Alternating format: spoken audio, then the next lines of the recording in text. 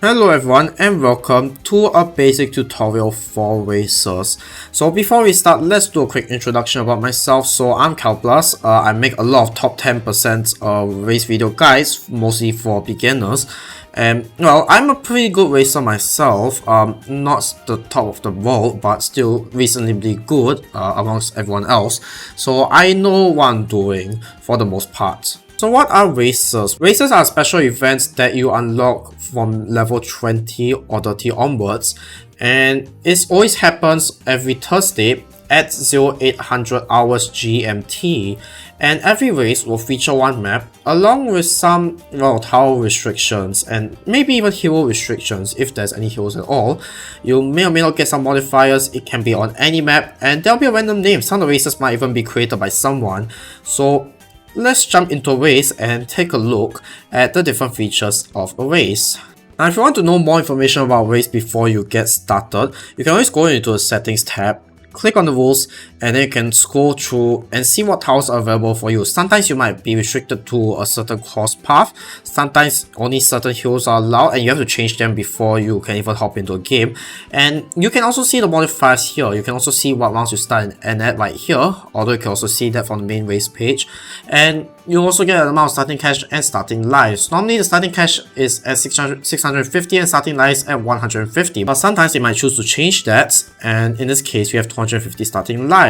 In this case, you can also take a look at different modifiers here. In this case, most of these modifiers aren't that useful. It's kind of a troll actually. So the thing about racers is that most people do have a misconception about racers. You might think that, well, it's just a normal game, except you could send the rounds like as normal, right? Like, sure, you can, but did you know you can send more than one round at a time? Yeah, you don't have to constantly pause. Racers isn't just about who can press the start button the fastest.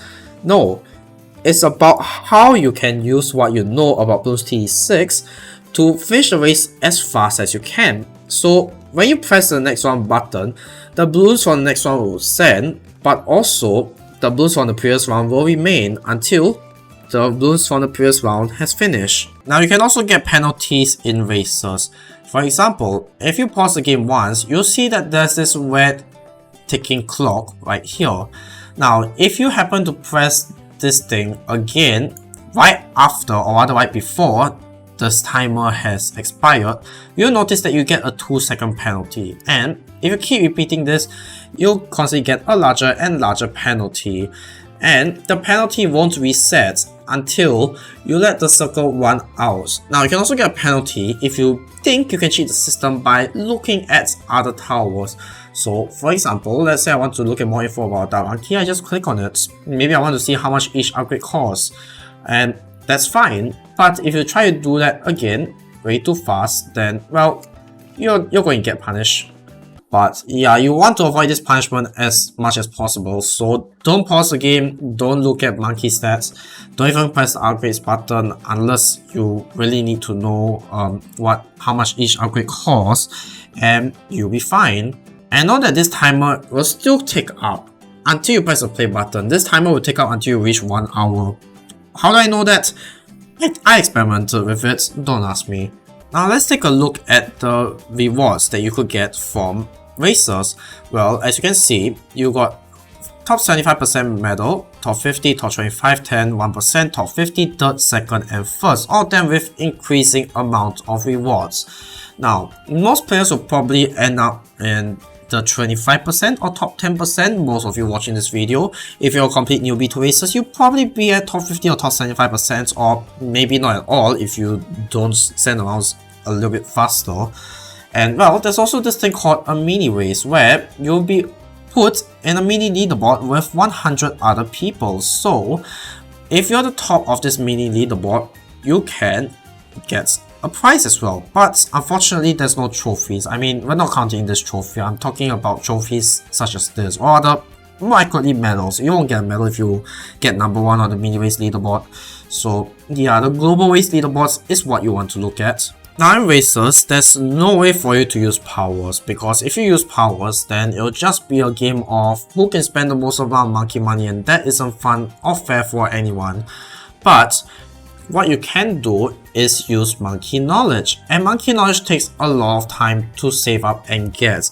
You get Monkey Knowledge every time you up your rank to another level, and as much as possible, you want to get every single Monkey Knowledge possible. Now, if you are a top player, there are a few Monkey Knowledge that you want to avoid at all costs, but for the general purposes of playing this game like a normal sane person, you want to get every Monkey Knowledge available, but understandably most of you don't have the time to grind through Bloons TD 6 and get the level required to unlock every single Monkey Knowledge possible. Well, let me just show you guys the most important Monkey Knowledges of them all. So let's start in the primary tab. We got more cash, which increased your starting cash by $200, and this might not seem like a lot, but this is probably the most important Monkey Knowledge you need to get if you want to get a low timing, because the more cash you have at the start, the more defenses you can get later on.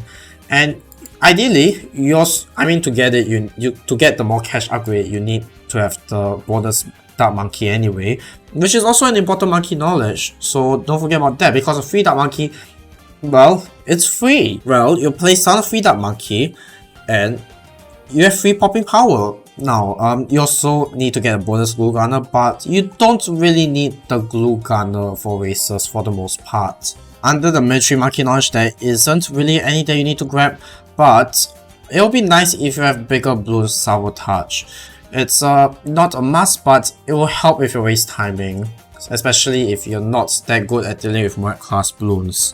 Under Magic Knowledge, there's only one that you really need, and that is Mana Shield, which creates a special shield that absorbs up to 25 lives for free. And the thing about the Mana Shield is that even once your Mana Shield drops to 0, you can still recharge it 5 lives every round, and they'll be recharged every time you send the next round.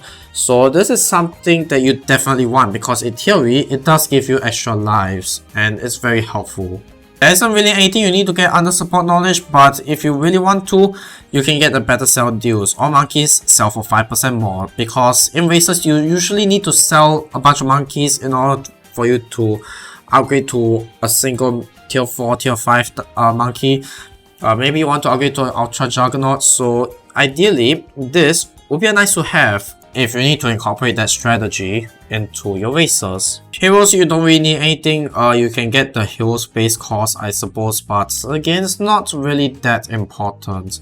Now, under powers, what you really want is this, the Grand Prix Spree.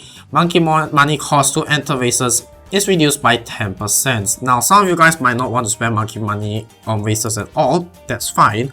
But if you want to retry races like maybe once or twice, and you want to spend monkey money on them, then this is a must-have, because it will save you a lot of monkey money in the long term. Okay, so let's talk about the basic fundamentals of racers. So the general idea of racers is that you want to pop as many Bloons as possible in a short amount of time. So for example, if I place, I don't know, a high DPS tower like a super monkey, that is not really going to help, because it can't really pop a group of Bloons at once. Maybe, I don't know, I get a Dark Knight and then I send like, I don't know, round 78, a round that's infamous for having a lot of ceramic Bloons. And look at this, it can't defeat them, because why would it? A super monkey by itself is unable to deal good damage to these Bloons, but there are other towers that can. So for example, a recursive cluster is one of the more common and more famous towers that's able to deal good damage to Bloons, because it's short, rather than just impacting one Bloon, it's able to impact a lot of Bloons at once, and that's what makes it a great tower. So now, if I put all of them under the influence of a Camel Village,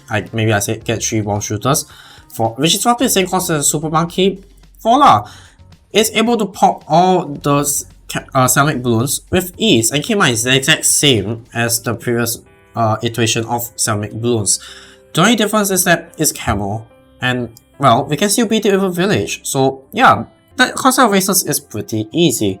So let's talk about every heroes and every towers, their strengths and weaknesses. Let's start off with Quincy. Quincy is one of the weakest heroes in the game. I mean, like, let's say I send like round 42.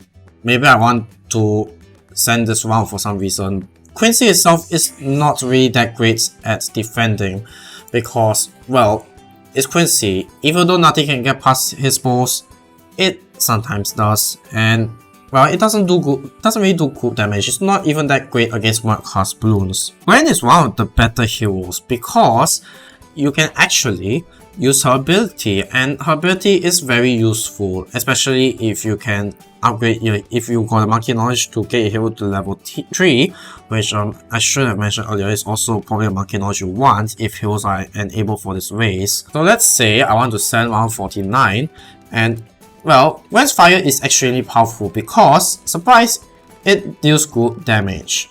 And see, it can even do just fine against ceramic balloons, although yeah, we're leaking because it expired. But if you play it correctly, you can actually do this trick. If you're fast enough, what you can do is you can use Gwen's ability right here, sell, and then replace it, and then get it back. And then what will happen is that the second the ability is up, the previous ability will be gone.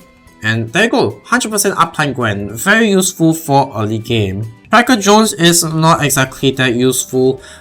Even though he deals good damage, there's way better options than Striker Jones, so you might want to avoid him at all costs. Oben has the same issues with Quincy. It's not really worth it unless you want to buff magic monkeys, such as a druid. Geraldo, extremely powerful, but that is more for the advanced players. If you're trying to use Geraldo as a regular hero, it's not going to work.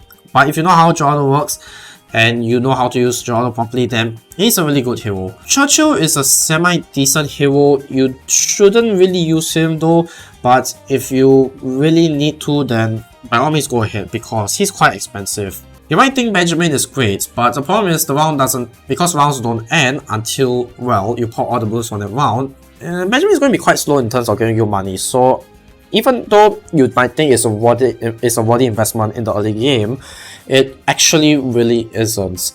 Easily is sort of useful. You can use her level 3 ability to stop regos, level 7 for a massive attack boost, and level 10, the Moab Hex, which is probably the most important. It can hex any Moab except, well, bats, but like, come on. Pet is great because it can deal damage to both Moabs, and it's a good damage tower, so it's also good. Adora isn't that useful unless you can use her Ball of Light to take down Moabs, same as Admiral Brickle. The Mega Mine is pretty much only used exclusively for Moabs. That's about it. Etienne is very useful because not only does it give you a relatively cheap camera detection option, especially later in the game, it also unlocks the UCAF ability, which does do good damage. But the problem is that it's a really early investment, so try to avoid using Etienne if there are better heroes.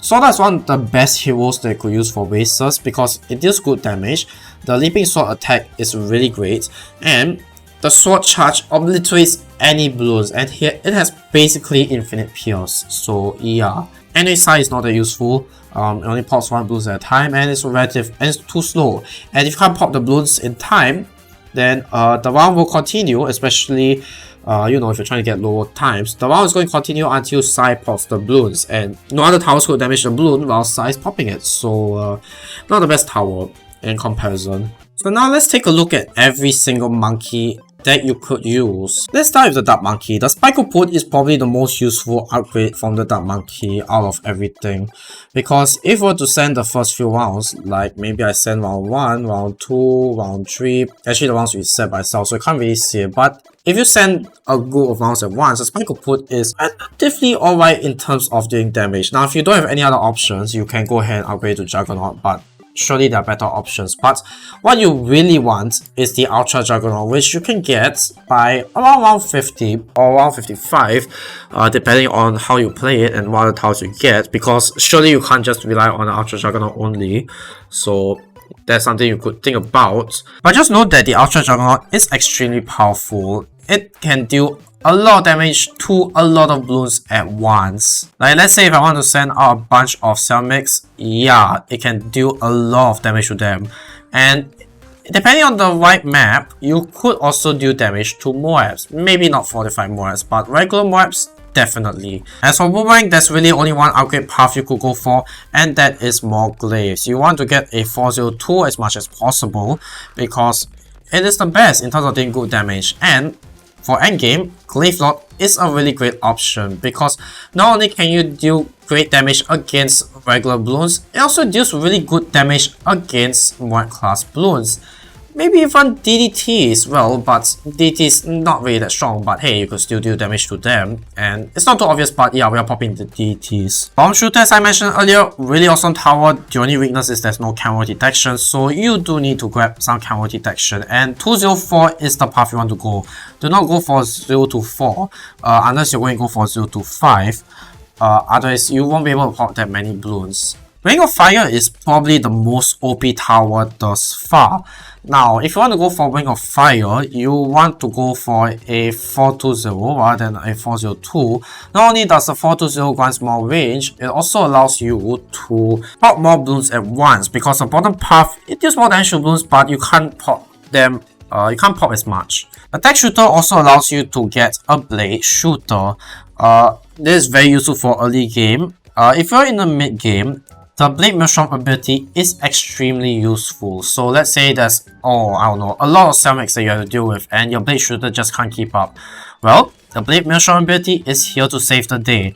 And the Blade Maelstrom ability has infinite pierce. So if you're really stuck and you need an ability, Blade Maelstrom, that's the way to go. Ice by itself isn't that useful. Like, it's a relatively okay starting tower, but there are better options out there. Now, you can combine Ice with other towers to make it even more powerful, but Ice by itself, not really that great. If you want to, you can grab Ice Shards along with Enhanced Freeze so that you could pop it. You can pop more Bloons faster, but for this to work efficiently, you need a tower to be able to pop the Bloons so that the Ice Shards could fly out and, well, you know, break more Bloons. As you can see, Embrittlement is slightly better. It deals +1 damage to Moabs. So, yeah. There are two reasons you want to grab a Glue Gunner. First off is to get the Glue Strike. And Glue Strike, the purpose is for you to slow down the Bloons as much as possible until you can grab another upgrade that you want. Another reason you might want to use the Glue Gunner is to use the Bloon Solver, because even though it's not really a good DPS upgrade, it can pop a lot of Bloons really fast. Like, let's say Selmix, yeah, that's real fast. Maybe even Fortified Selmix, that's also really fast. Maybe I want to send a bunch of Selmix, also really fast, because the Glue Gunner, the top half Glue Gunner shoots out really fast, and I could spam a lot more of these Fortified Selmix Bloons. And well, there's nothing lag on my computer, but I think you guys get the point by now. Sniper is more of an endgame tower, so I can't really show endgame right now because we're not in the actual race. But if you want to go for endgame, most people, what they like to do is get Deadly Precision and set it to Strong or Last. Get a 302, but what I like to do is I like to get Shrapnel Shot, because personally I think that in case there's a lot of Bloons at the end, you can use Shrapnel Shots, but yeah, I think that Deadly Precision actually is better. Maybe I should change my habits on that. Sub only has one useful upgrade, and that is Plutonium Reactor. That is so that you can A, pop a lot of Bloons at once, and B, decamo the Bloons. So ideally, you don't want to go for Plutonium Reactor by itself. You also want to get Heat Tip Darts, because without Heat Tip Darts, you are not able to pop the Bloons. Or rather, you won't be able to pop as many Bloons as you want to. Up next is Boats. There are two possible upgrades that are really useful for racers. So one of them is the Merchantman or Favorite Trace upgrade. So what this does is, at the end of the round, you get an additional amount of cash. And the amount of cash increases if you get Favorite Trade. And this is very useful if you want to gain more cash in races quickly. Another upgrade you could go for is the Pirate Lord, because, well, you could... It's honestly, it's just really good against everything. Maybe I want to send Rainbows. That's easy. Selmix, also easy to deal with. Heck, even World Class Bloons, BFBs, COMG. You use the takedown ability if you want to, but it's really OP. Just as long as you're not defending 999 Bloons at once, you'll be fine. Ace is a rather complex starting tower, because even though Ace is really useful, and Ace is one of the few towers that can garner you a really great start and therefore one of the top scores on the leaderboard, you need to do something called Ace Micro, but that is something we'll cover in the advanced portion of this tutorial. For beginners, if you want to get simple anti-mark DPS, ODS will do the trick. The ground zero activated ability is also very useful because let's say there's a lot of balloons on screen and you need to deal with them quickly. Well, you just need to drop one ground zero and most of them are popped, but you might notice that it isn't very effective against PFBs, and that's where the Star Bomber comes in. So once you get the Star Bomber, you can just drop it and voila, all the BFBs are cleared from the screen. Heli Pilot honestly doesn't really have a lot of use, so try to avoid Heli Pilot if possible. Mortars are one of the last resort early game towers where if you have mortar but none of the other good starting towers, then you should want to use mortar. But mortars is quite good outside of just the starting area. For example, you can grab a big one, a 420, and it's pretty decent against most balloons. And furthermore, it stuns them, so you got that going for you. And you can also grab the biggest one if that's not enough for you. If you're looking for anti-mark damage, artillery battery is the way to go because it does decently well against mark class balloons. Starling has two possible course paths. One is Hydra Rocket Pod, which is this, and you can upgrade this to a Rocket Storm. So let's say, oh no, there are way too many balloons for me to handle. Never mind, let's grab a Hydra Rocket Storm. And there we go, now we've dealt with most of the balloons on screen. Don't upgrade to a Mad, not that you can afford it, but don't upgrade to a Mad because it's not going to be that effective against regular balloons, trust me. And there are way better anti-mark options out there. Another alternative is the Plasma Accelerator, which can deal a lot of good damage at once and is extremely useful. And since it has global range, well, you can point this fella at anywhere and, well, kill almost any balloon except purples. And if you get a 420, not only is it really powerful, it can also detect some camo balloons. Razor pretty much only has one useful path, and that is a Wall of Fire, but unfortunately, it got significantly nerfed, so it wasn't as useful as last time. Last time, it used to be a lot more overpowered, but yeah, I can't even defend a constant string of blacks. Maybe it can defend a constant string of purples, but honestly, yeah, that's about it. You can't really defend more than that. So you do have to be very careful if you want to use Wall of Fire. Super Monkey, you almost never use it anyways unless you got no other towers, in which case Tech Tower would be your best friend because of its ability. Ninjas you should probably avoid as much as possible, but it does provide a relatively decent early game camo detection. So ideally you want to get a 220 or 320, or maybe if you have enough cash in your boat, you can go for a 023. And what this does is it decamos balloons. So as you can see here, the balloons are decamo enough to the point where the Bionic Boomerang is able to deal damage to it. Alchemist, one of, if not the most useful towers you could have in a race. So let's say I have a bomb shooter right here and I don't know, I got recursive cluster and I don't know, maybe I have some 45 ceramics that I want to deal with. Maybe a few more.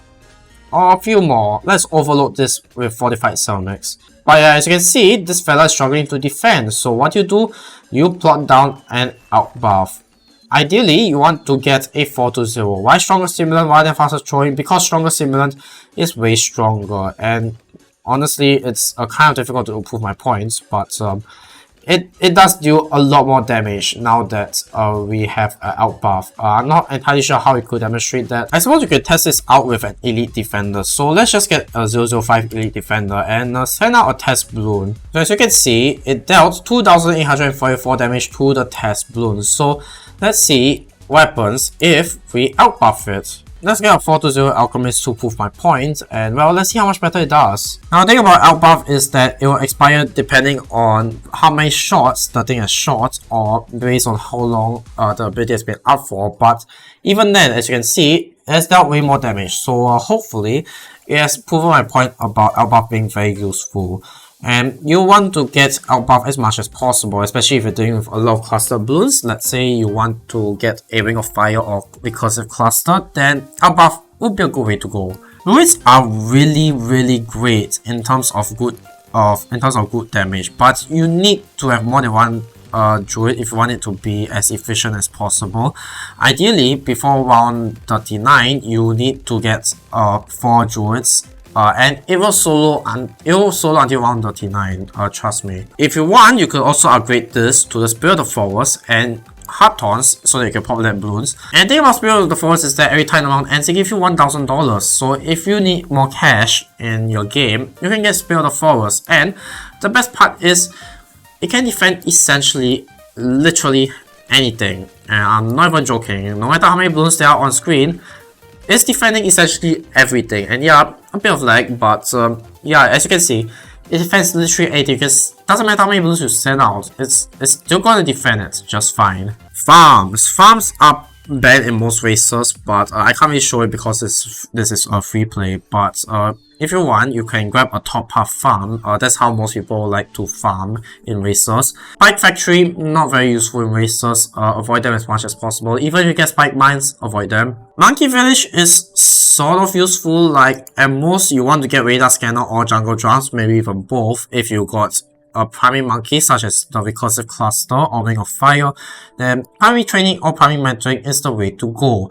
Primary expertise is not really recommended because by then you should have, well, a lot better DPS towers. Engineers aren't really that useful also. Even their overclock ability is not that useful. You can go for balloon trap, but then again there are better eco options there, or rather it's not really worth your time. So yeah, that covers it for most of the basic things that you need to know about racers. And yeah, there's a lot of things I went through regarding, well, towers and stuff like that, but they are all hugely important. And once you get the basic idea of how racers work, you should be able to formulate your own strategy and come up with a top 10% race timing all by yourself. It takes a lot of practice and skill, but hey, you'll reach that eventually. But yeah, I hope that you guys have learned something new from this video. So thank you guys for watching. Don't forget to subscribe, leave a like if you like this video, leave a comment if you have anything else to add, and I'll see you guys in the next video.